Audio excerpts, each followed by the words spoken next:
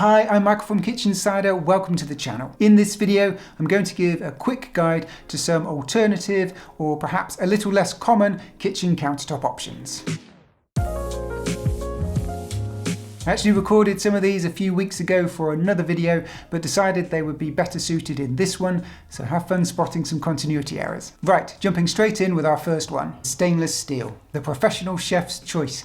Stainless steel is more commonly seen in commercial kitchens, but is starting to make more of an appearance in the home. With its strong heat and water resistant properties, it's the perfect surface if you're going for that more industrial look. And when it comes to the kitchen, stainless steel countertops are usually made up in a similar way to laminate, in that there is a top layer, the stainless steel itself, which will be bonded to a timber substrate in order to create the thickness of the countertop. So with stainless steel, there aren't really different types, it is what it is. However, you can get different grade steel. 304 grade is a high quality stainless steel, which is commonly used for kitchen worktops. There's also 316 grade, which is more of a top grade stainless steel, and it's most commonly used in labs or commercial settings. So because of this, very limited choice available. There's no sealing required. Technically, you can have an undermount sink and a recessed drainer area, although it is a lot more involved, and stainless steel is non-porous. Now cost, I've given it between 3 and 7 out of 10, depending on the grade of steel that you're having and the fabrication costs involved, such as an undermount sink or something like that. It can really vary in price. So some of the pros, it has a good heat and stain resistance. One of the reasons it's very popular in commercial kitchens. Easy to clean and maintain. There's no special sealants required or any oiling or anything like that. It's a very strong and durable material. It's designed to last a long time, and it won't crack or chip. It's not like a stone surface that is more susceptible to this. Some of the cons, it can scratch quite easily. I'm sure you've seen it before if you've got a stainless steel sink.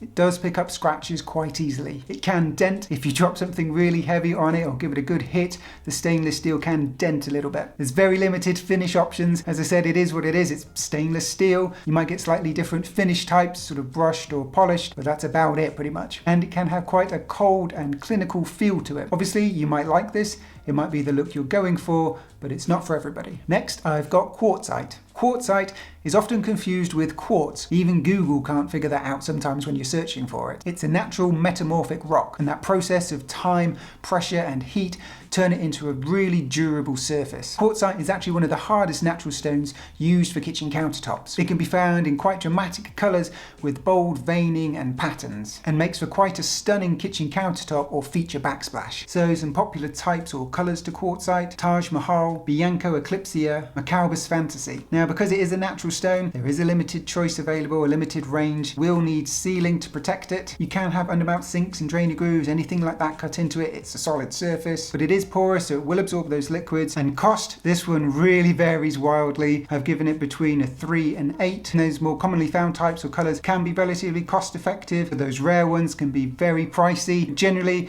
kind of overlaps with your granites, marbles and quartzes. So some pros: each slab is completely unique. They can be really beautiful, and unlike any other countertop. It's quite a hard surface, especially for a natural stone. It's better at resisting everyday scratches, and it has good heat resistance. Being a metamorphic rock, it's already gone through that heat process, and it's UV resistant, so it won't fade in certain patches like other countertops might do. Some of the cons, I'm going to say price. Although there are some more cost-effective options, there's a huge range in price, and there are quite a lot that are more expensive than other stones. There is a limited selection. It is a natural material. The options are what they are. You can't go creating new quartzites. It is a little susceptible to staining as it is porous, so you need to keep on top of that. Sealing it and resealing it periodically certainly helps, but it doesn't just completely eliminate that issue. And again, with other stones, it's going to require expert template and installation.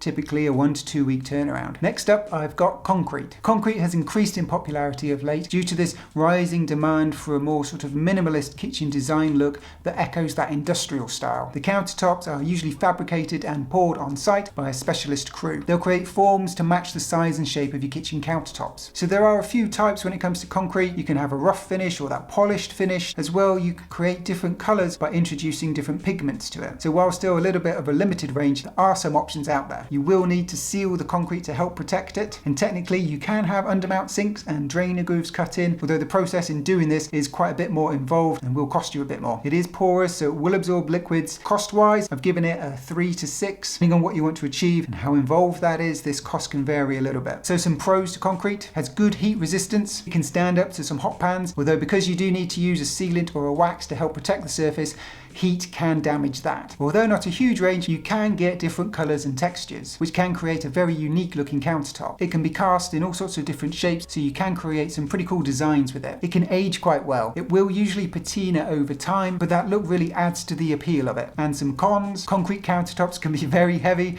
requiring some extra support and bracing. They'll usually require a specialist to install them, although there's certainly a bit of a DIY movement around this as well. They can crack. Cracking can occur over time. You might start to get little hairline cracks. I personally know of 2 projects where the countertops have cracked. Now, they can be repaired, but keep this in mind. As I said, the surface is porous, so it will need to be regularly sealed and maintained. And lastly, the appearance might be a little bit too industrial and harsh for some. Although it's all personal, you might love it. Before we move on, a quick word from the sponsor of today's video, Skillshare. Skillshare is an online learning community with thousands of inspiring classes for anyone who loves learning and wants to explore their creativity and learn new skills.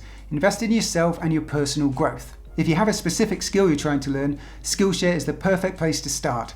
From photography and videography to interior and kitchen design, you can find classes that will match your goals and interests. This month I've been working my way through one of Jackie Owen's classes, SEO Training 2022. So you may or may not know that Kitchinsider actually started out and is primarily a website. And I've been steadily learning about all this SEO and website stuff and growing the website over the years. And this SEO training class has really helped me to understand things a little bit more and implement this in my strategy moving forward. So if you haven't been on my website before, go check it out and have a look around. Hopefully you'll find lots of helpful content there. And as I said, there's also some fantastic interior and kitchen design classes if you want to learn and discover more to help with your new kitchen project. And you can do it for free. The first 1,000 people to use the link in the description will get a 1-month free trial of Skillshare. So click the link and grab yourself a 1-month free trial.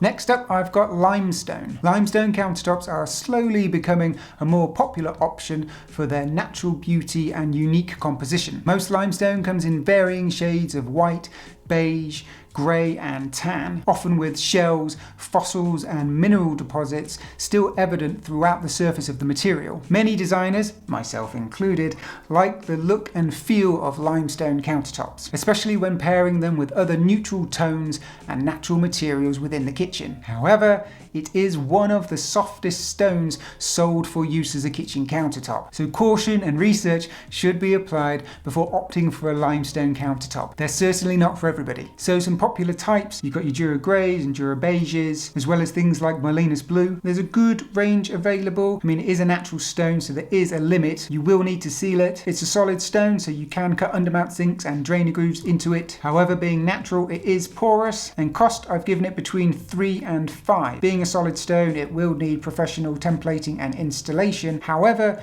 it is a very cost-effective material when compared to other stones like marble and granite. So some pros to limestone. It's a beautiful natural stone. I may be biased, but limestone, as with many other natural stones, looks beautiful and has that depth and uniqueness to it. It has an even appearance. Limestone is known for its even appearance and soft earth tones that work with many other colours. Because of this, it can work as a great neutral base to work off of. It has good heat resistance. Like other natural stone, limestone's no exception and has good heat resistance. There's nothing man-made and there's no resin that could burn, although it's always a good idea to use a trivet. And price. Limestone is a more affordable stone compared to marble, granite or quartzite. Oftentimes you'll pay half as much as those other stone types while still getting that premium look. And some of the cons of limestone, it will show those scratches and scrapes. Even a well-maintained limestone countertop will show those scratches and scuffs. It is a very soft stone, so you do have to be careful,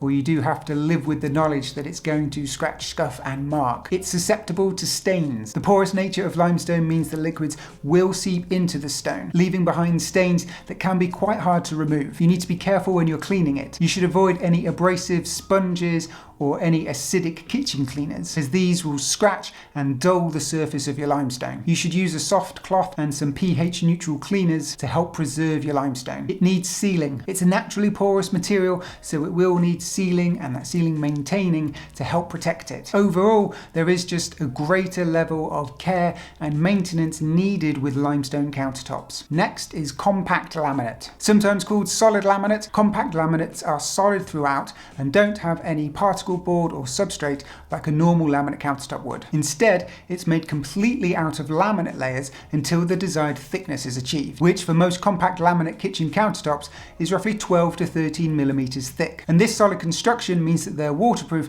unlike their traditional laminate counterparts. Compact laminate countertops also come in a variety of colours and finishes, from plain colours to marble or granite lookalikes and even concrete replicas. So some popular types or brands of compact laminate: you've got Zenith, Durapel and Formica, both do their own versions of these as well. There's a good choice available, not quite as much as your standard laminate countertops, but the ranges are growing all the time. There's no sealing required. Can you have an undermount sink and drainer grooves? Yes, you can. It's non-porous, and cost, I've given it between 2 to 4. They're more expensive than your standard laminate countertops, but not as expensive as other solid surfaces or stones. So some pros of compact laminate: it's easy to install. It can be cut and installed on site. It doesn't need to be expertly templated and installed like stone surfaces might. It's water resistant, so suitable for undermount sinks and cutting in those drainer grooves. It has good durability, especially for the price point that it's at. It's pretty durable and should last a long time. And following on from that, it's pretty cost effective. You could save hundreds or thousands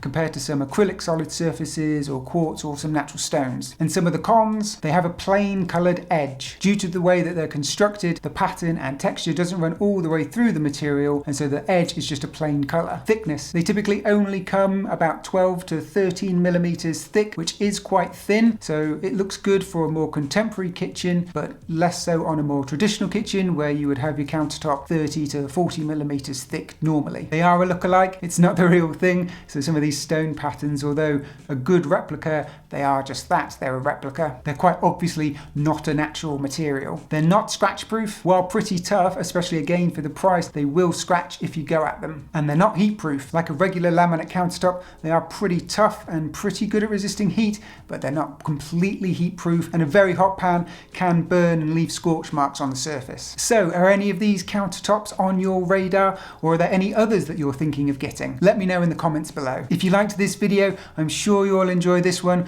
where I talk through some of the more popular kitchen countertop options. As always, thank you so much for watching, and I'll see you in the next one.